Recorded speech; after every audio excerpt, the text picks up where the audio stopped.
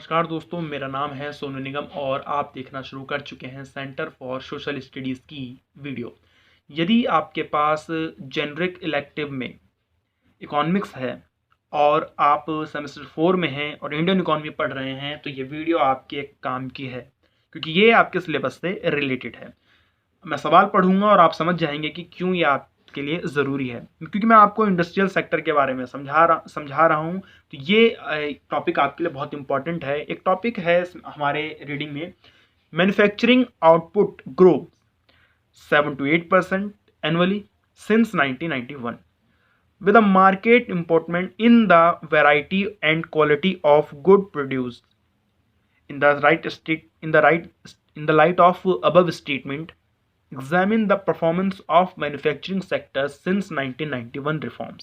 क्या कह रहा है? कह रहा है कि 1991 के रिफॉर्म्स के बाद, 1991 के सुधारों के बाद विनिर्माण क्षेत्र में या विनिर्माण क्षेत्र की जो परफॉर्मेंस रही है उसके संदर्भ में कुछ जांच कीजिए, कुछ जानकारी दीजिए। चलिए शुरू करते हैं इसे। देखिए, आर्थिक सुधारों के लगभग 26-27 साल बाद बीत जाने के बाद आप मैं कहूँगा कि भाई लगभग 28-29 साल तो हो ही गए हैं ना भाई, 30 साल तो होने ही वाले हैं और इस साल तो 30 साल हो ही गए हैं। इतने सालों बाद भी हम देखते हैं कि विनिर्माण क्षेत्र की जो औसत वार्षिक वृद्धि दर है वो लगभग 7 से 8% की रही है। ये बात सही है, यानी कि क्वेश्चन में जो कहा है वो बिल्कुल ठीक बात है। भारत की मौजूदा विकास स्तर पर बढ़ रही है। भारत की मौजूदा विकास दर वैश्विक स्तर पर बढ़ रही है। भारत यदि हम देखें कि वैश्विक वस्तु व्यापार, मर्चेंडाइज जो ट्रेड हो रहा है, वस्तु व्यापार जो हो रहा है वैश्विक, उसमें भारत की हिस्सेदारी की अगर बात करें तो 2000 में लगभग 0.5% थी, जो 2015 में बढ़कर 1.5% हो गई। आप समझ सकते हैं कि एक बहुत अच्छी खासी वृद्धि इसमें देखने के लिए मिलती है। तो एक बात तो ये। दूसरी बात, यदि हम सेवा निर्यात में हिस्सेदारी की बात करें, सर्विस सेक्टर के एक्सपोर्ट की बात करें, तो उसमें भी भारत की अगर समझाने की कोशिश करें, भारत की हिस्सेदारी को समझने की कोशिश करें, तो हम वहां भी देखेंगे कि वो भी एक प्रकार से बढ़ी ही है। क्योंकि सन 2000 में भारत की जो वृद्धि शेयर था वैश्विक स्तर पे सेवा क्षेत्र के एक्सपोर्ट में, वो लगभग 1% था, जो 2015 में बढ़कर कितना हो गया, लगभग 3% हो गया। इसमें भी आप देखेंगे कि कितनी ज्यादा वृद्धि दर नजर आती है। आगे देखते हैं कि भारत के अंदर कभी भी विऔद्योगिकरण तो नहीं देखा। मतलब कभी भी ऐसा नहीं हुआ कि इंडस्ट्रियल सेक्टर जो है वो विऔद्योगिकरण की तौर पे चली गई या वो उसमें खत्म होने की या गिरावट की एक स्थिति नजर आने लगी। हाँ, ग्रोथ रेट कम हो सकती है लेकिन कभी भी नीचे की तरफ वो नहीं गया है। परंतु हम अपनी तुलना चीन से अगर करेंगे तो पाएंगे कि 1950 में भारत और चीन का औद्योगिक स्तर जो था वो एकदम समान ही था। लेकिन 2010 की अगर हम बात करें तो चीन जो है वो विश्व का दूसरा सबसे बड़ा विनिर्मित वस्तुओं का उत्पादक है और भारत का जो स्थान है वो 10वें पायदान पर है। तो आप समझ सकते हैं कि कितना अंतर आ गया है। बहुत सारी कमियां रही होंगी हमारी या बहुत सारा कुछ अच्छा किया होगा चीन ने। आर्थिक सुधार में सबसे महत्वपूर्ण पक्ष लाइसेंस को समाप्त या कम करना और आयात उदारीकरण का था। जो हमारे यहाँ इकोनॉमिक रिफॉर्म किए गए उसमें जो सबसे इंपॉर्टेंट चीज रहा हमारे लिए वो क्या था, लाइसेंसिंग को समाप्त कर देना, लिबरलाइजेशन कर देना, यानी कि और आयात में भी जो कोटा है उसको भी समाप्त करने की बात करना या कम कर देना।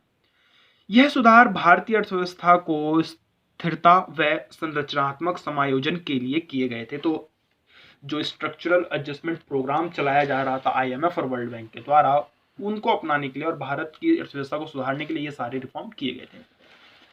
भारत की आर्थिक नीति का वहन जो है, जैसा मैंने कहा, अंतरराष्ट्रीय संस्था कर रही थी, IMF और वर्ल्ड बैंक कर रही थी। भारत का वित्तीय वैश्वीकरण हुआ परंतु हमारी आधारिक संरचना पुरानी ही रही।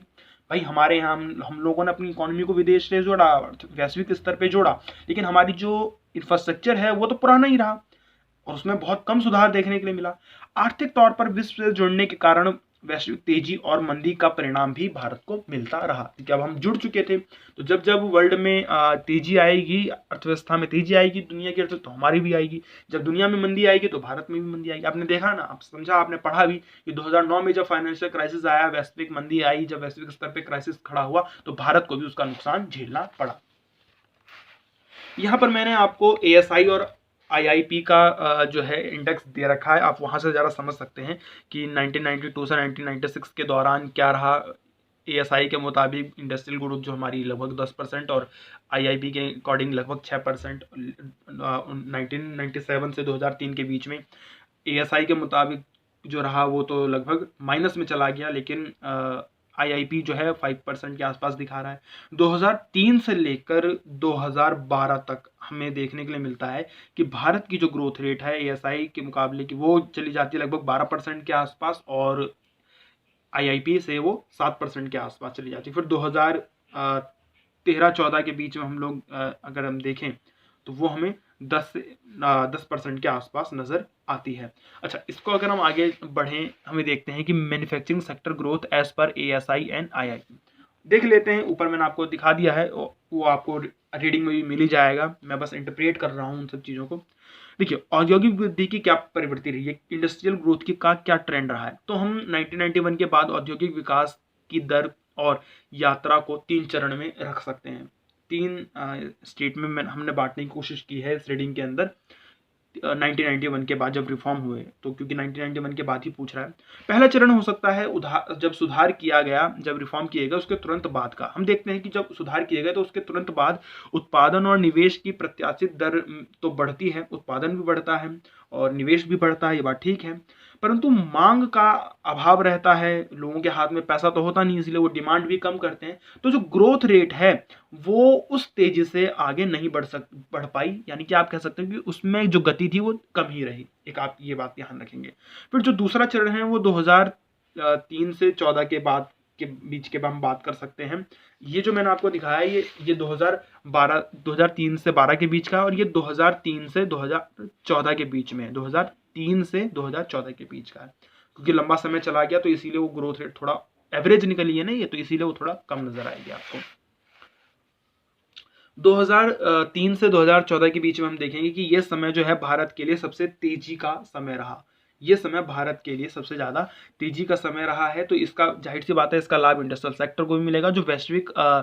उसके बाद आप देखेंगे कि 2003 से 8 तक में हमारे यहाँ बहुत तेजी रही, कि हमारा ये गोल्डन एरा कहा जाता है इकोनॉमी के लिहाज से। लेकिन 2009 के बाद से क्या आया, वैश्विक मंदी आई, तो उस वजह से हमारे यहाँ पे मंदी भी रही। तो ये दौर जो है 2003 से 4 के बीच का, वो तेजी और मंदी दोनों का रहा है, लेकिन खासकर आपको याद रखना है कि 3 से लेकर 8 के बीच में तेजी रही है। और तीसरा जो एक चरण आप कह सकते हैं वो 2014 के बाद का है। 2014 के बाद में दरअसल हुआ क्या कि गवर्नमेंट बदलने के बाद आंकड़े उतने स्पष्ट तरीके से सामने आ नहीं पाए, ना NSSO क्या है ना ASI वगैरह, हालांकि करती रहती है कोशिशें, लेकिन हम उसको समझा पाने में थोड़ा मुश्किल नजर आती है, उसका विश्लेषण करने में मुश्किल नजर आती है, क्योंकि जो आंकड़ों की उपलब्धता है वो बहुत कम है 2014 के बाद।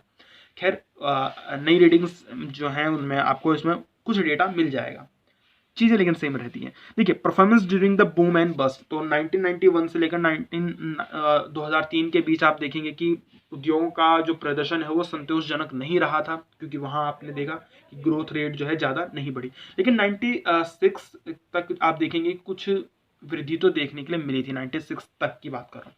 लेकिन उसके बाद का जो 9 वर्ष है उसमें औद्योगिक विकास दर जो है वो लगातार गिरते चली गई।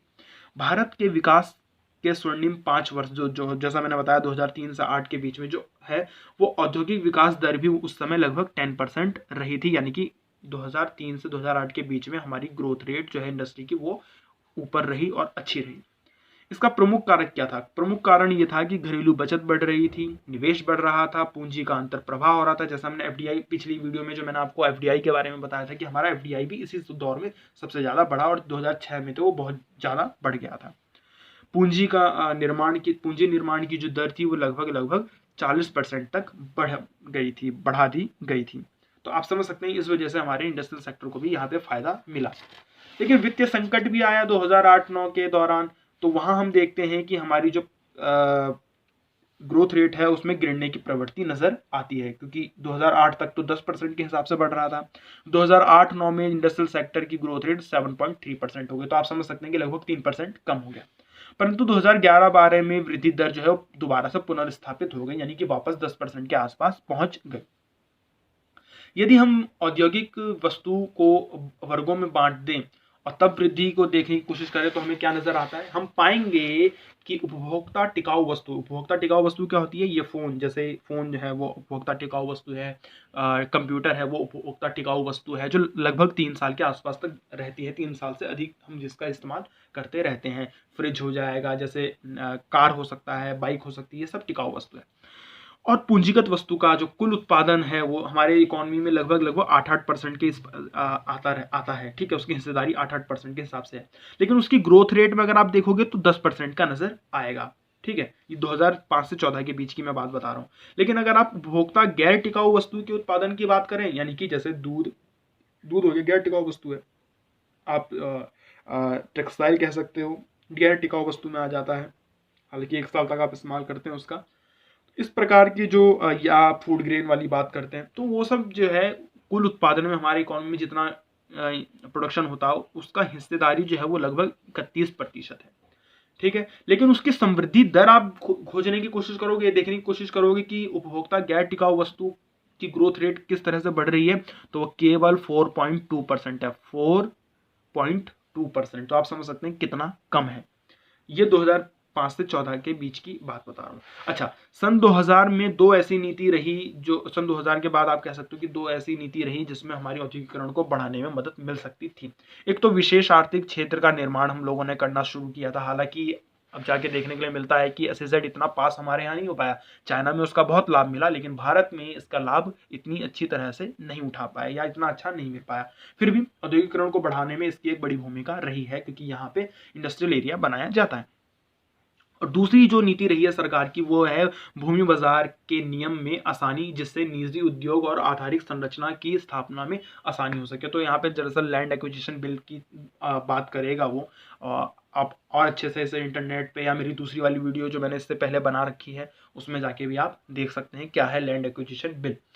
अच्छा, सरकार ने बाजार समर्थन नीति का निर्माण किया है। ये बात भी सही है कि सरकार जो नीति बना रही है वो मार्केट को बहुत सपोर्ट करती है, लेकिन उसका लाभ अगर आप देखेंगे तो उस मात्रा तक, जिस मात्रा तक सरकार कोशिश, मतलब, लेकिन कहने का मतलब क्या है कि सरकार ने सपोर्ट किया है, हमारे यहाँ बहुत वृद्धि दर भी हुई, लेकिन औद्योगिकरण को लाभ नहीं मिल पाया है। ये बात भी पक्की है कि हमारे यहाँ इंडस्ट्रियल सेक्टर अभी भी आप कह सकते हैं कि बहुत कमजोर स्थिति में है।